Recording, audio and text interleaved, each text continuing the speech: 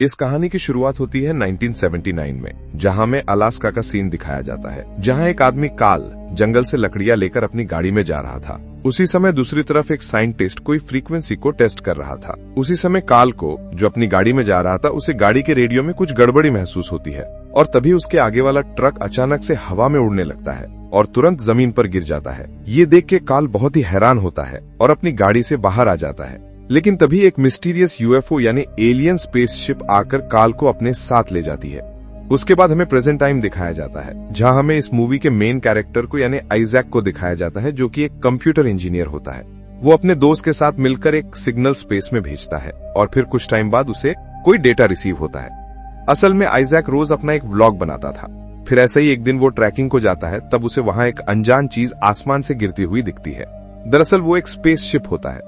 उस चीज को नीचे आते हुए सिटी के लोग भी देखते हैं, तो उस जगह पुलिस भी जाने लगती है। लेकिन उनसे पहले आइजैक वहां पहुंच जाता है, जहां उसे एक यूएफओ यानी एलियन स्पेसशिप दिखाई देती है। तब आइजैक उसे अपने कैमरा में कैप्चर करने की कोशिश करता है, लेकिन तब तक वो एलियन स्पेसशिप वहां से गायब हो जाती है और तभी आइजैक के पीछे एक एलियन दिखाई देता है, जिसे देखकर आइजैक काफी डर जाता है। लेकिन वो किसी भी तरह डर के उसे भी कैमरा में रिकॉर्ड करने की कोशिश करता है, लेकिन तब तक वो एलियन वहां से चला जाता है। उसके बाद आइजैक भी वहां से भागने लगता है। ये सीन यहीं पर कट जाता है, यानी कि स्क्रीन ब्लैक हो जाती है।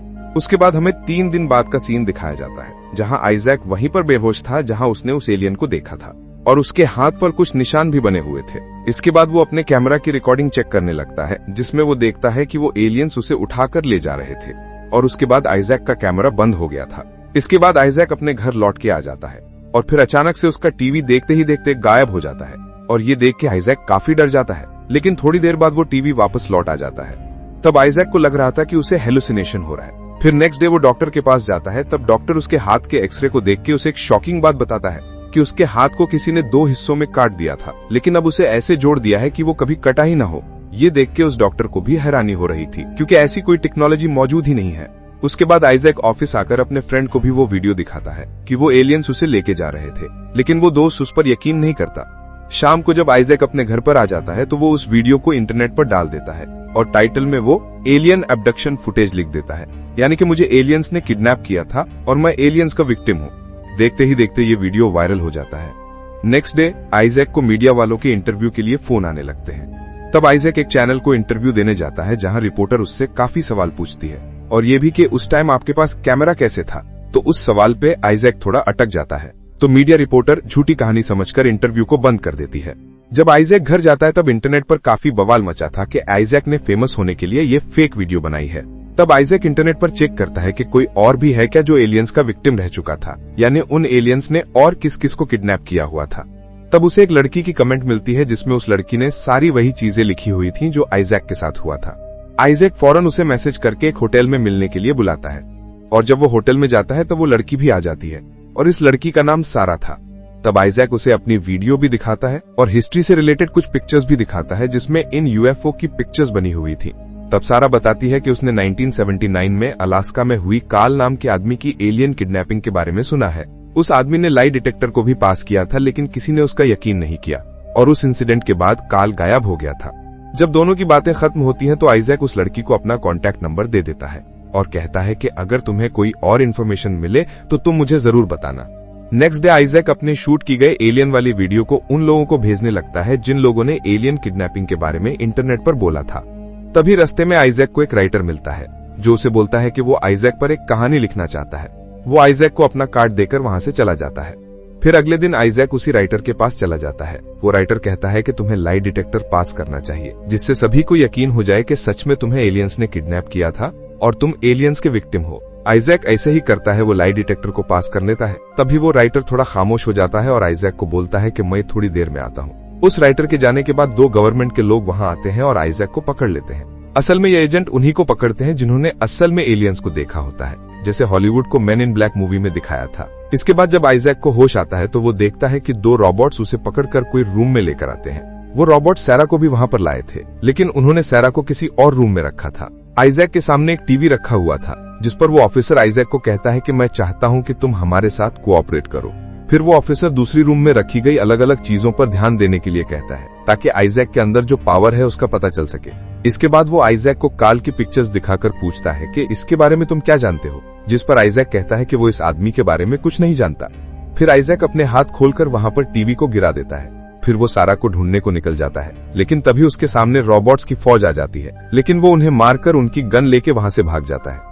आगे जाकर उसे एक रूम में सारा दिखाई देती है और वो उसे भी छुड़ाकर एग्जिट डोर तक आ जाता है, लेकिन तब तक वो ऑफिसर सारे दरवाजे बंद करवा चुका था। अब यहाँ पर आइजैक को देखकर ऐसा लग रहा था कि उसके अंदर कोई पावर आ गई हो और वो उस पावर का इस्तेमाल करते हुए उस दरवाजे को तोड़ देता है और उस डोर को पहले जैसा लॉक भी कर देता है। अब वो ऑफिसर झटपटा जाता है और उसे लगता है कि वो दोनों काल के पास जा रहे हैं और वो अपनी टीम को आइजैक और सारा का पीछा करने भेज देता है। इधर आइजैक और सारा खुद को एक विलेज एरिया में पाते हैं और वो दोनों वहां से निकलकर एक रेस्टोरेंट में जाते हैं, जहां पर आइजैक सारा को कहता है कि अगर मुझे इंटरनेट मिल जाए तो मैं काल की लोकेशन बड़ी आसानी से निकाल सकता हूँ।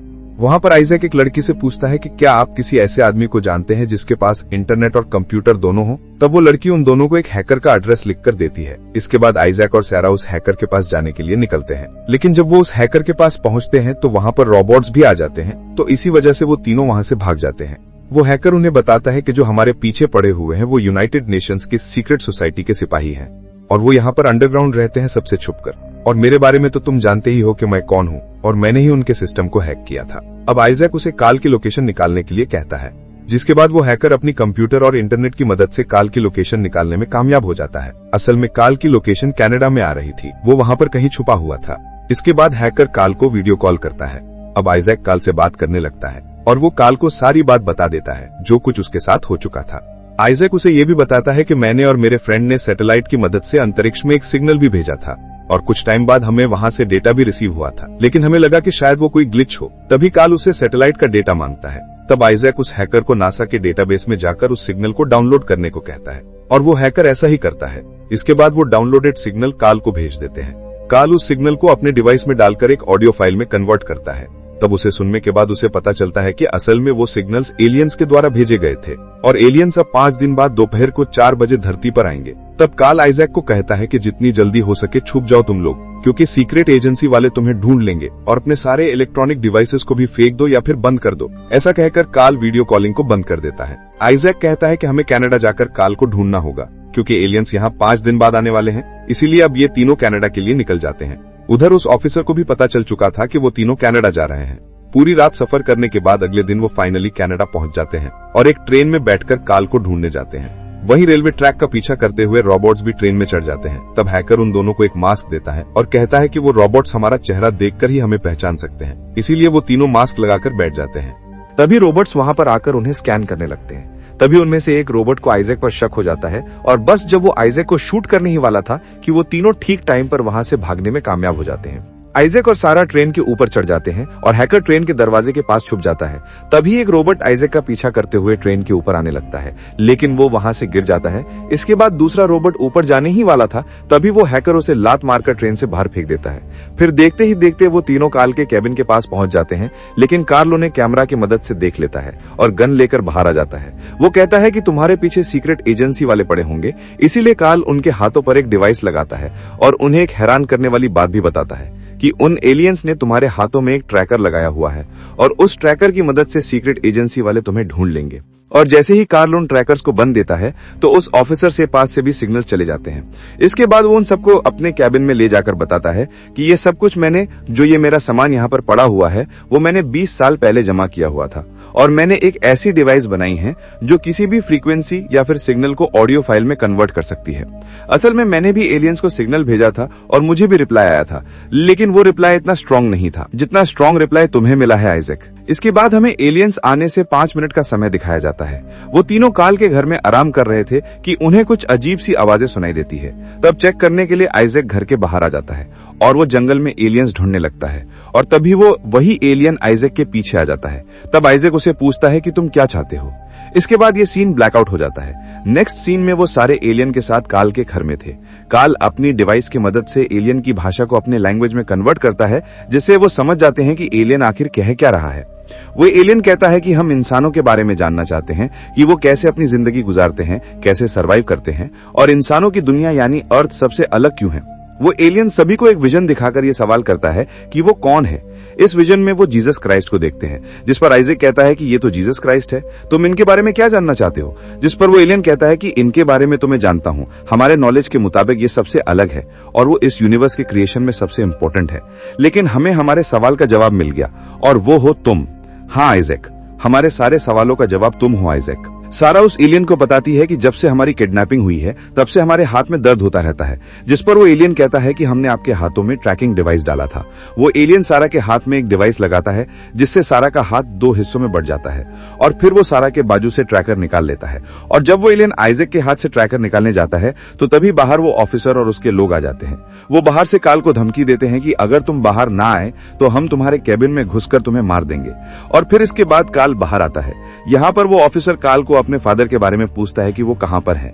असल में जब मूवी के स्टार्ट में काल के आगे वाला ट्रक जब एलियंस ने हवा में उठाकर नीचे पटक दिया था तो उस ट्रक में कोई और नहीं बल्कि उस ऑफिसर के फादर थे, लेकिन उसके फादर वापस नहीं आए जबकि काल वापस आ गया था। इसीलिए उस ऑफिसर को लग रहा था कि काल में उनके फादर को मार दिया है। वो ऑफिसर काल को कहता है कि अगर तुमने मुझे ना बताया तो मैं तुम्हें यहीं पर ही मार दूंगा, जिस पर काल कहता है कि मैं भी कुछ नहीं जानता, मुझे सच में कुछ नहीं पता उनके बारे में। लेकिन इस ऑफिसर को काल के बात पर यकीन नहीं आता और वो उसे वहीं पर ही शूट कर जाता है। अब ये देखकर सारा भी बाहर आ जाती है, जिससे उस ऑफिसर को पता चल जाता है कि ये दोनों भी अंदर हैं। अब जब एलियन आइजैक का ट्रैकर निकाल रहा होता है तो वो ऑफिसर उसे भी धमकी देता है कि अगर तुम बाहर ना आए तो मैं सारा को शूट करके उसे भी मार दूंगा। लेकिन आइजैक के बाहर ना आने पर वो ऑफिसर सच में सारा को मार देता है और अब यहाँ पर आइजैक का ट्रैकर भी निकल जाता है। फिर वो एलियन आइजैक को कहता है कि तुम्हारे अंदर जो टेलीकाइनेटिक पावर है उसे यूज करो, जिसके बाद आइजैक अपनी टेलीकाइनेटिक पावर यूज करते हुए उस हैकर को लेजर लगने से पहले ही टेलीपोर्ट करके उसे केबिन से बाहर लेकर आता है। जैसे ही वो बाहर आता है तो वो उस ऑफिसर और उसके साथियों को गायब कर देता है। ये देखकर वो हैकर भी काफी हैरान हो जाता है कि वो सारे कहां चले गए। इसके बाद वो एलियन कार और सारा को फिर से जिंदा कर देता है और उन्हें अपनी एलियन स्पेसशिप में बिठाकर कहीं और ड्रॉप करता है। एलियन स्पेसशिप में बैठने के बाद उस ऑफिसर को लग रहा था कि वो सारे वहां से भाग गए। इसके बाद हमें 6 मंथ्स बाद का सीन दिखाया जाता है, जहां पर आइजैक और सारा बड़ी खुशी खुशी अपनी जिंदगी गुजार रहे हैं और आइजैक अपनी टेलीकाइनेटिक पावर को यूज करना सीख रहा है। उधर काल और उस हैकर ने अपनी एक सीक्रेट एजेंसी बना ली है और उस ऑफिसर को भी उसकी ड्यूटी से हटा दिया, क्योंकि उसने काल और सारा को सिर्फ शक की बुनियाद पर मार दिया। लेकिन एजेंसी वालों को यह बात पता नहीं थी कि काल और सारा अभी भी जिंदा है। आइजैक सारा के साथ बहुत खुश होता है और इसी के साथ इस मूवी की एंडिंग हो जाती है।